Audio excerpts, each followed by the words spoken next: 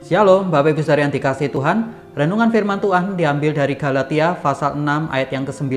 Demikian bunyinya.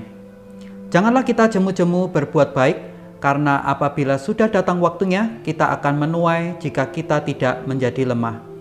Ada sebuah film yang berjudul Pay It Forward, menceritakan seorang bocah umur 8 tahun bernama Trevor yang mempunyai suatu ide, yaitu jika ia melakukan 3 kebaikan kepada 3 orang, lalu selanjutnya 3 orang itu melakukan 3 kebaikan berikutnya kepada 3 orang dan seterusnya, maka komunitas orang di kota kecil yang dia tinggal akan penuh dengan orang yang penuh dengan kebaikan.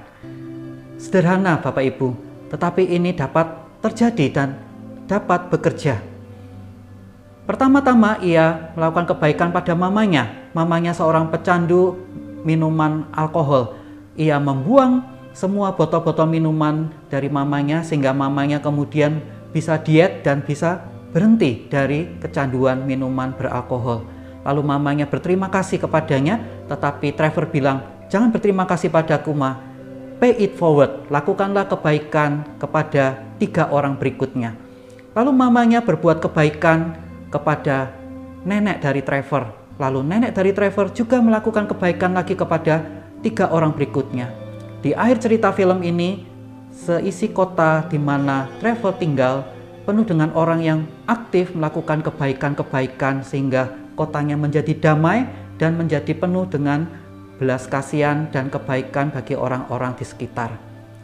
Firman Tuhan yang kita baca mengatakan, jangan kita jemu berbuat baik, lakukanlah kebaikan kepada setiap orang yang kita jumpai sehingga komunitas di mana kita tinggal, lingkungan di mana kita berada akan penuh dengan kebaikan-kebaikan yang dilakukan oleh orang-orang yang mendapat inspirasi dari kebaikan yang kita lakukan di dalam nama Kristus.